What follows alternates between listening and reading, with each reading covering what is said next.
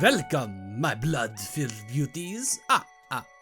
Happy other birthday to me, aka Halloween to all of you. Yep, my favorite time is here again, and I simply couldn't celebrate once. I conquered my modern fear to warm up. Now we collectively melt together under a hot surprise. Introducing my first ever mass media countdown. This holiday fittingly gets me thinking of fear and where the roots lie. Some of the strongest memories we have are when we're the most scared, and they often kickstart patches of darkness you can't ever see through. So, back to the start I go. Time to dig up some of the most profound shocks from my youth, at least in regards to media and maybe even literature. Some games are included too, so you'll only be having thematically appropriate fears. The only personal rule I've set is that anything past age 13 is a no-go. Think that's a good cutoff. Spooky sounds and an eerie mist surrounds memory lane, and some Luigi's Mansion and bowls of monster cereal are waiting for me on the other side. Flick your lights off. I'll meet you there.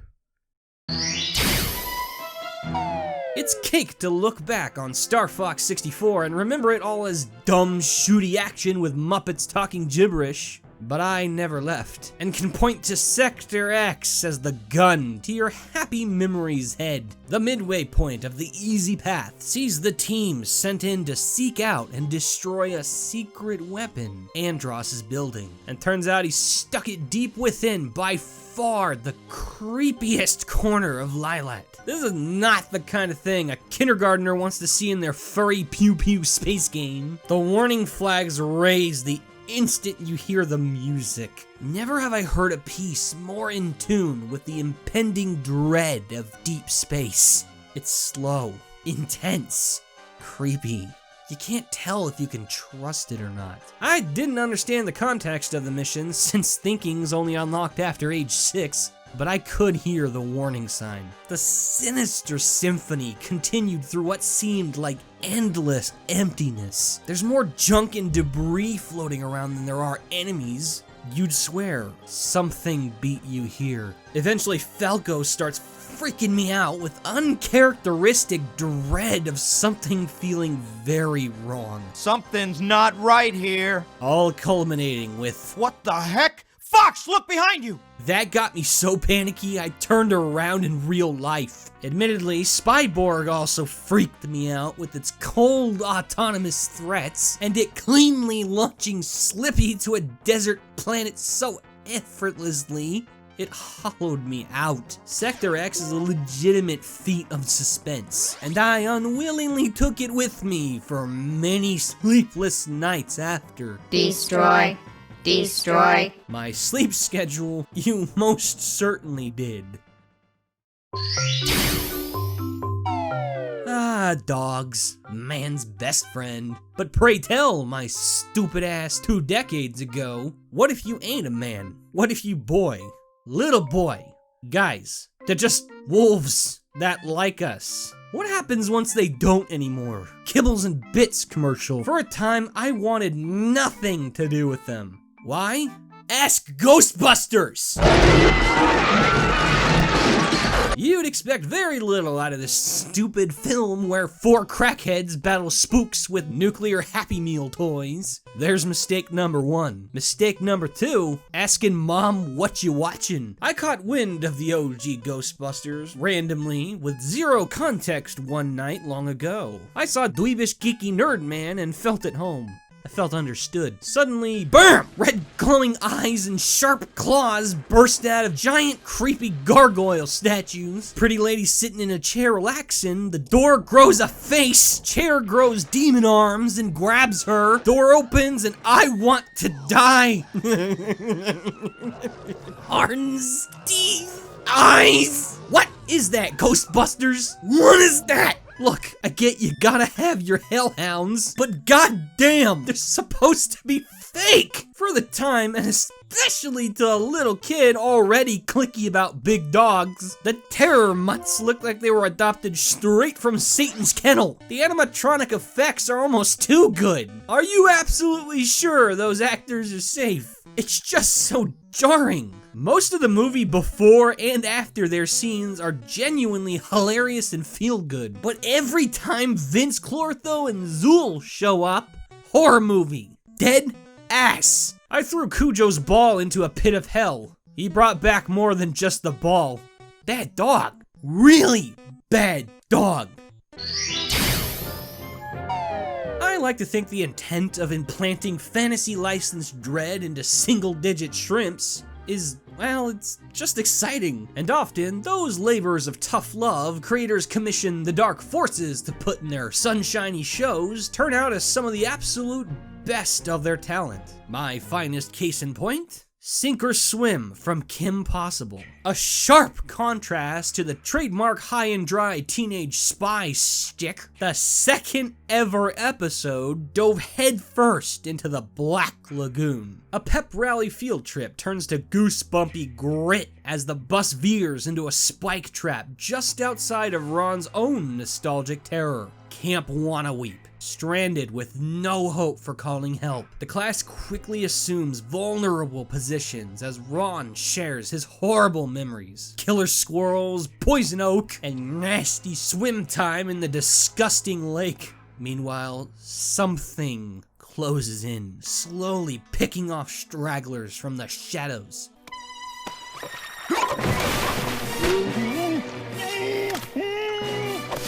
Leaving behind only creepy, squishing sounds, massive clawed footprints, and drips of green sludge. That's not a human footprint, Kim. The hell's that genre? Comedy? Where? Actually, the episode does have good laughs. It all culminates in the monster's reveal. An amphibious, sludge-conjuring mutant named Gil. The same swim mate from Ron's lake story. Transformed through its toxic waste pollution. Out for revenge. The obvious homage to the creature, his freaky voice and form. I heard that, Squeeb! His disturbing wealth of knowledge on Ron's life. And oh yeah, his near mutating everyone with his muck made Gil one of the creepiest cartoon entities of my entire youth. The episode's masterful execution in all its music cues, sound design, pacing, suspense. God, a spooky campfire chiller in animated form.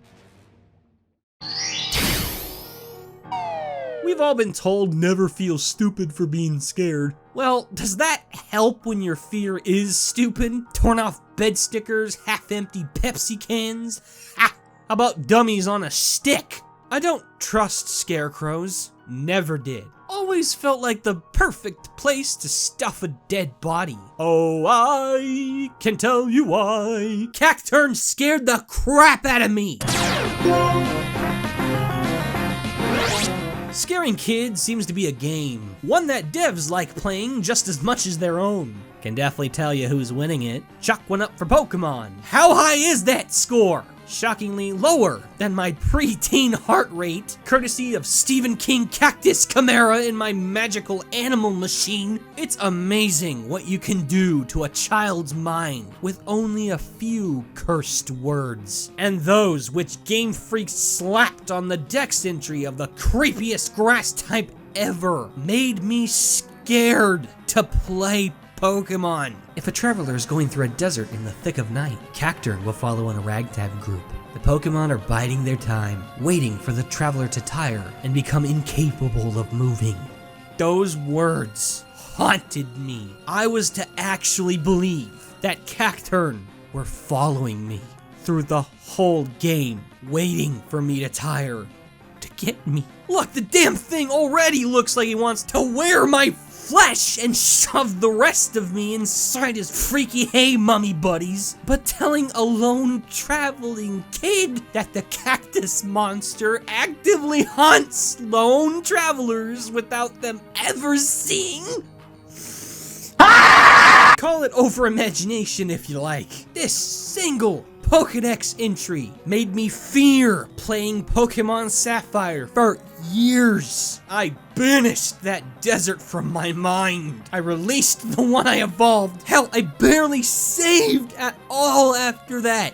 Oh, and Emerald, you didn't help. After spending thousands of years in harsh deserts, its blood transformed into the same substances as sand. Oh my god! A nostalgia bomb explodes in a way that, while the blast doesn't last quite long enough to outlast your youth, the smaller flames linger, keep hot, always in the same place. A place literally burned into your mind. It's a childhood staple, those haunted landmarks and biomes that never feel right. Your own personal nope land. Announce Count Kerulikard. I'm back.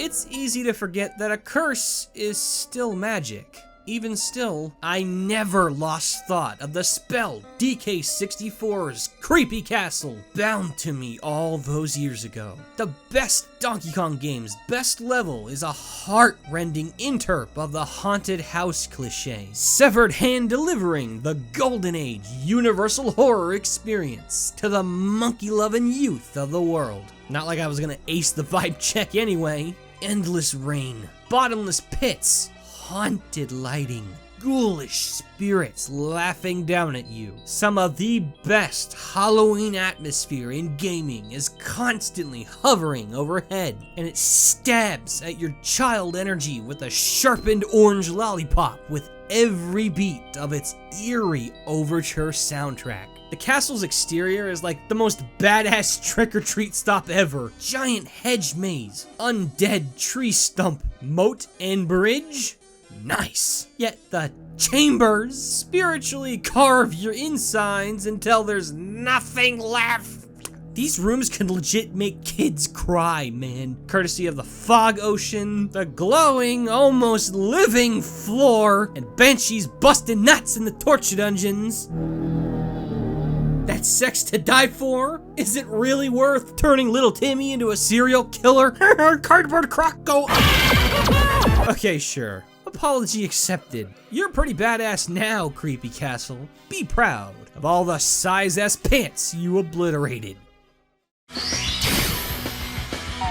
I loved Scooby-Doo in my early years. The mysteries, the characters, the cool monsters, Scooby making stupid noises. I love the stupid noises. But upon entering kindergarten, poof, talking dog got magically lame all of a sudden. Look out, monkey bars. I just got in this school and I'm already too cool for it. Got no more room for stupid kitty shit.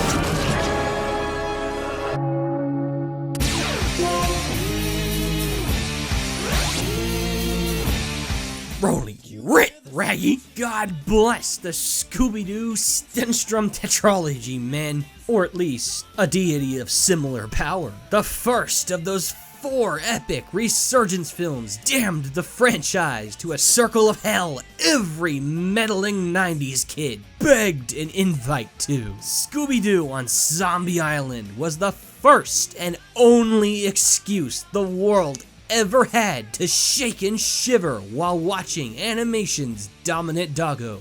Let me repeat that. Scooby-Doo scared kids on purpose. Even then, I didn't respond to zombies much, but their calculated placement within the safest schlock and retro cartoondom, God, the huge risk they took. It could have easily killed them. Instead, they killed and buried ages of Voyagers under the cursed island bayou of Moonscar and raised them all to attack every toddler in America. And not a single puff of smoke and mirrors was blown. Mystery Inc. face off with real undead, real supernatural forces, real ghosts and monsters, decapitated zombies, halved zombies, cat demons bursting out of human skin and sapping life force from mortals. Like, Scoob, are you okay? I wasn't. I was fusing with my covers and worshipped every cat I saw out of fear from being ritualistically raised. A thrill I never unfelt. Taking risks is an exercise in evolution, and the reason why a lot of us stop practicing it, well, you could say it's often misspelled. Select geniuses who mistakenly exercise the demons out of their mind and into their art. Yeah, think you effed up.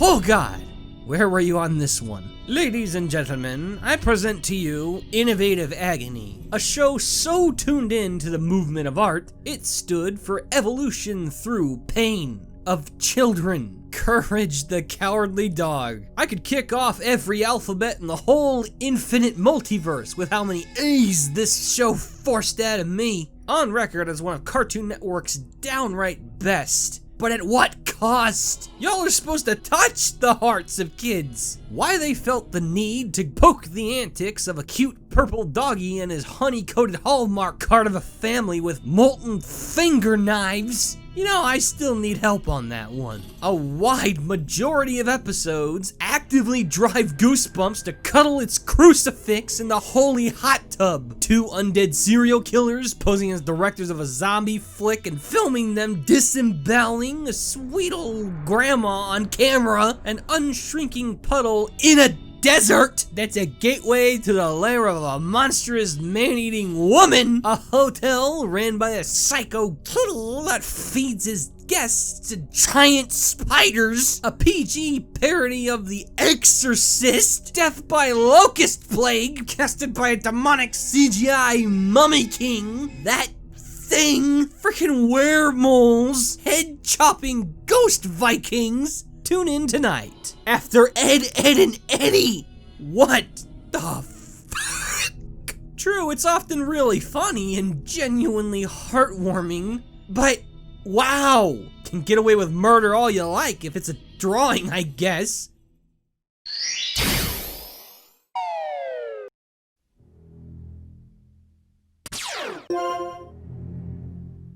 Dear parents, want your kid to grow up artsy, weird, and even serial killer capable? Well, just scare the holy hell out of them with moving picture boxes. What kind of mom shows her 4-year-old the most culturally formidable film on the goddamn planet? The best one ever! Jaws was my first media-born scare ever. I'm a brother in brutally torn off arms with the last 3 generations, cause the dead-ass best movie of all time warned us of the horrors beneath. A little too well. Peter Benchley's satanic tome of a novel splashed onto the big screen in such a way that I actively dreaded baths. Just the form it displayed, keeping so much of the demon fish to our imagination. This non-perishable thalassophobia in a can. It was horrifying. Still is. Not only making me deeply scared of open water, but leading me to forever tie it to the universal fear of the unknown. What does it look like? What does it look like? Tell me, God! He never does. Until it's too late, leaving only a harrowing score to signal its approach, and I'm left to be gored by my haunted imagination. Sure, the All-Stars of Amity tattooed a permanent, genuine smile on my face. They were sharpeners for all those shot glass-sized shark teeth with how flawlessly they calmed you down, just in time to drag you under in a red cloud of your own entrails. Yeah, I repeat, I was 4 seeing this the first time, and I retained far more than Mom probably expected. You don't just forget the grip of a monster's jaws. None of man's fantasies of evil can compare with the reality of Jaws.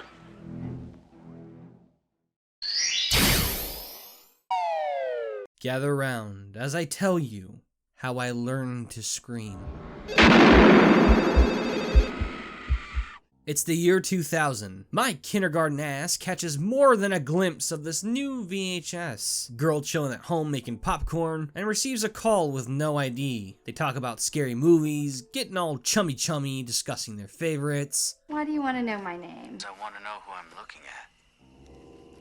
The creepiest movie line ever kicks off a hurricane of crippling anxiety and a violent panic attack patiently targeting your neck. The scary voice threatens her hang-ups instantly, slashing the tone with a final bloody warning. You hang up on me again, I'll gut you like a fish, understand? Blinking ceases. Heart beats in a blender. Meanwhile, I legitimately feel in danger. The sicko laughs off her threats to call the police, revealing that he knows her boyfriend's name, and even has him bound and gagged on the patio right next to her. Oh God! The lights are cut. Ghostface forces to play a game. Movie trivia. Answering one right, failing the next. Bye-bye boyfriend.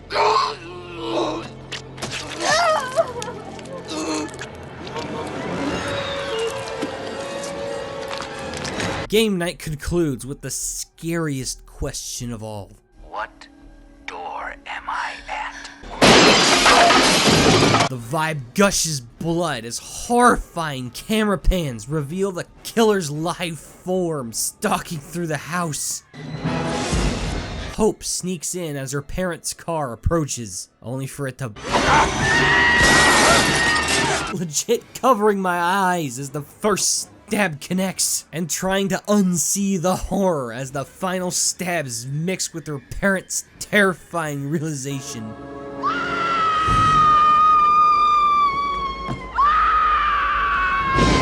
The opening of Scream inflicted legitimate trauma in me for years. First off, kindergarten. Second, well, it's the best slasher film ever made. The execution literally kills. And third, a lot of the isolation felt right in my neighborhood. We barely had any neighbors. We didn't have caller ID, and I personally knew people who owned that damn mask. Every ring of the phone made me scream and run until high school. Thanks, Mom.